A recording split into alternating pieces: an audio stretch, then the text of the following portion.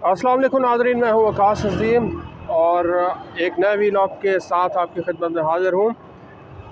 पाकिस्तान तहरीक इंसाफ और पाकिस्तान की फ़ौज मिलिट्री एस्टेब्लिशमेंट के दरमियान लड़ाई कम होने की बजाय मुसलसल बढ़ती जा रही है।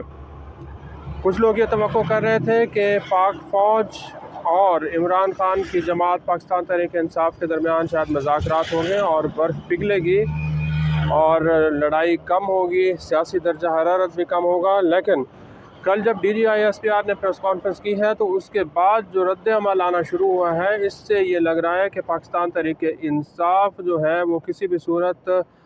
पाकिस्तान की फ़ौज और मिलिट्री एस्टेब्लिशमेंट के साथ किसी किस्म की कोई डील, मुज़ाकरात, बातचीत, माफ़ी मांगने को तैयार नहीं है। आज अडियाला जेल में पाकिस्तान तहरीक इंसाफ के बानी चेयरमैन इमरान खान ने सहाफ़ियों से गुफ्तगू की है और इस गुफ्तगू के दौरान भी उन्होंने ये कहा है कि 2014 में जब इसी डी चौक पर धरना हुआ था तो इसके लिए जुडिशल कमीशन अगर पाक फ़ौज बनाना चाहती है तो इसके लिए इमरान खान तैयार हैं, क्योंकि कल DGISPR ने ये कहा था कि अगर तहकीकात के लिए जुडिशल कमीशन कोई बनाना है तो फिर इसकी शुरुआत 2014 के धरने से होनी चाहिए। 2014 से लेकर 2024 तक के वाक़यात इंतहाई अहम हैं। 10 सालों में लड़ाई जो है वो जारी रही है और लड़ाई मुसलसल बढ़ती गई है। हालांकि पाकिस्तान तहरीक इंसाफ की 2018 की जब हुकूमत आई थी तो उस वक्त कम अज़ कम लड़ाई ख़त्म हो जानी चाहिए थी, लेकिन जब हुकूमत पाकिस्तान तहरीक इंसाफ की ख़त्म हुई तो फिर लड़ाई मज़ीद बढ़ गई है और अब इसमें बहुत ज़्यादा शिद्दत आ चुकी है। इमरान खान ये कह रहे हैं कि 2014 का जो धरना है इसके लिए जुडिशल कमीशन पाक फ़ौज बनाना चाहती है तो बहुत अच्छी बात है, मैं इसके लिए तैयार हूँ। और नाज़रीन, आज जावेद हाशमी, मखदूम जावेद हाशमी जो कि सीनियर सियासतदान है, पाकिस्तान तहरीक इंसाफ का हिस्सा रहे हैं और 2014 का जब धरना हुआ था तो उस वक्त पाकिस्तान तहरीक इंसाफ के वो साथ थे और इसी डी चौक पर वो इमरान खान के साथ खड़े हुए थे। लेकिन उस वक्त जावेद हाशमी ने इमरान खान का साथ छोड़ा था जब इसी डी चौक से इमरान खान ने वज़ीर आज़म हाउस की तरफ मार्च करने का ऐलान किया था। तो जावेद हाशमी ने भी आज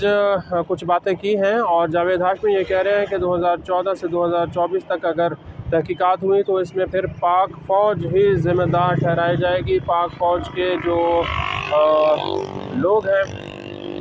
अहम ओहदों कर रहे हैं, खुफिया एजेंसी के सरबराह रहे हैं, उनको फिर सज़ाएँ मिल सकती हैं। तो 2014 का जो धरना है उसमें लोग ये कहते हैं कि जनरल ज़हीरुल इस्लाम उसमें पेश थे, फिर जनरल शुजा पाशा जो कि DGISI रह चुके हैं, उन्होंने पाकिस्तान तहरीक इंसाफ की मुकम्मल तौर पर मदद की थी। फिर 2018 का जो इलेक्शन है और पाकिस्तान तहरीक इंसाफ की हुकूमत है उसमें जनरल फैज़ हमीद पाकिस्तान तहरीक इंसाफ के साथ खड़े रहे हैं और सियासी जमातें उनके ऊपर ये इल्ज़ामात लगाती हैं कि पाकिस्तान तहरीक इंसाफ की हुकूमत जो है वो भी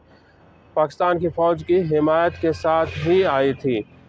तो 2014 से लेकर 2024 तक फिर अगर तहकीकात हुई तो जावेद हाशमी के मुताबिक फिर पाकिस्तान की फ़ौज ही ज़िम्मेदार ठहराई जाएगी। अब DGISPR की जो प्रेस कॉन्फ्रेंस हुई है इसमें बहुत ज़्यादा सियासी बातें कर ली गई हैं और अब उन सियासी बातों का जो जवाब है वो पाकिस्तान तहरीक इंसाफ की तरफ से आ रहा है। यहाँ इस्लामाबाद में उमर अयूब ने तहरीक तहफ़्फ़ुज़ आईन पाकिस्तान के एक सेमिनार से ख़िताब किया है और उन्होंने 3 बड़े मुतालबे कर दिए हैं। अब वो ये कह रहे हैं कि 9 मई की तहकीकात के लिए भी जुडिशल बनाया जाना चाहिए और फिर एबटाबाद कमीशन की जो रिपोर्ट है वो ये कह रहे हैं कि वो रिपोर्ट भी मंज़र आम पर आनी चाहिए। इसके साथ साथ उन्होंने बहुत बड़ा मुतालबा कर दिया है और वो ये कह रहे हैं कि आर्मी पब्लिक स्कूल का जो वाक़या हुआ था 2014 में पेशावर में जब हमला हुआ था तो उसकी जो रिपोर्ट है वो भी मंज़र आम पर आनी चाहिए।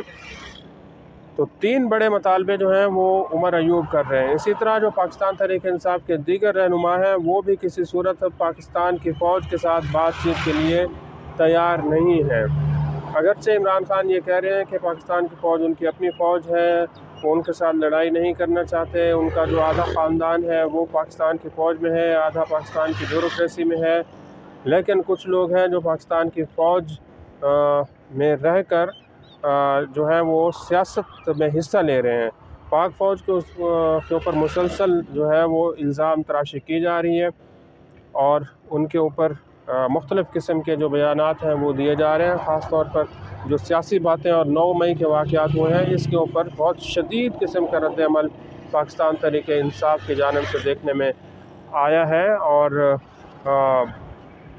पाक फ़ौज के तर्जुमान ने यह भी कहा था कि इमरान खान अगर माफ़ी मांगें, सिद्क़ के दिल से माफ़ी मांगें तो फिर उनसे बातचीत हो सकती है। लेकिन असद कैसर ने इसको भी मुस्तरद कर दिया है और वो ये कह रहे हैं किसी भी सूरत में पाक फ़ौज से माफ़ी नहीं मांगी जाएगी, क्योंकि 9 मई के जो वाक़यात हैं उसमें पाकिस्तान तहरीक-ए-इंसाफ़ बिल्कुल बेकसूर रही है। बल्कि पाकिस्तान तहरीक-ए-इंसाफ़ तो ये कहती है कि 9 मई की जो वाक़या है ये सिर्फ़ और सिर्फ साजिश है और पाकिस्तान तहरीक-ए-इंसाफ़ के लोगों के ख़िलाफ़ बेबुनियाद मुकदमात दर्ज किए गए हैं। इतनी ज़्यादा उनके ऊपर पंजाब में तशद्दुद हुआ है, लोगों के घरों में घुसकर पंजाब पुलिस ने तशद्दुद किया है, लोगों को अगवा किया गया है, हज़ारों लोगों को के ऊपर FIR दर्ज की गई है, बेगुनाह लोग जो हैं वो इस वक्त जेल में पड़े हुए हैं। तो 9 मई जो है वो शुरू हो चुकी है, 9 मई का मातम भी मनाया जा रहा है, 9 मई की तहक़ीक़ात भी हो रही हैं और 9 मई के ऊपर अब पाकिस्तान की जो सियासत है वो रुकी हुई है। 9 मई एक तबके के लिए बहुत बड़ा सानिया है, लेकिन जावेद हाशमी ये कहते हैं कि पाक फ़ौज जो है वो 9 मई को बुलाकर आगे चले, क्योंकि इस वक्त पाकिस्तान को आगे लेकर जाने की ज़रूरत है। अगर 9 मई के ऊपर पाकिस्तान की सियासत अटकी रही तो फिर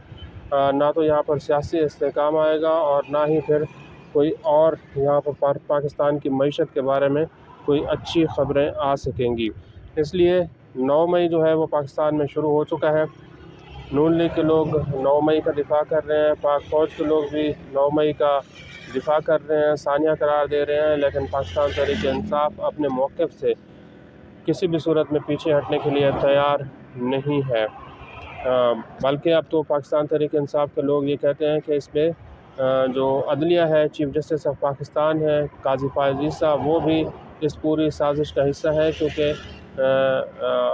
9 मई के ऊपर जितने वाक़यात हुए हैं फिर पाकिस्तान तहरीक-ए-इंसाफ़ के लोगों के ख़िलाफ़ अदलिया ने उसके ऊपर कोई नोटिस नहीं लिया और अदलिया जो है वो लोगों के ऊपर अगर गलत FIR दर्ज की जा रही है, लोगों को उठाया जा रहा है तो कोई उसका नोटिस नहीं ले रहा। बल्कि इमरान खान ये कह रहे हैं कि 9 मई की वो कई दफ़ा मज़म्मत कर चुके हैं और जब साबिक़ चीफ़ जस्टिस उमर अता बंदियाल के सामने उनको पेश किया गया था तो उस वक्त भी उन्होंने 9 मई के वाक़यात की मज़म्मत कर ली थी। अब मज़ीद मज़म्मत वो कह रहे हैं कि कितनी होनी चाहिए, लेकिन हालात जो हैं वो बहुत संगीनी की तरफ जा रहे हैं और किसी भी सूरत में सियासी दर्जा हरारत या फिर पाक फ़ौज और फिर एस्टेब्लिशमेंट या सियासी जमातों के दरमियान कोई बातचीत का इम्कान नज़र नहीं आ रहा। आज के लिए इतना। इस वीडियो को आप कमेंट सेक्शन में जाकर लाइक कर सकते हैं, अपनी राय का भी इज़हार कर सकते हैं। बहुत बहुत शुक्रिया।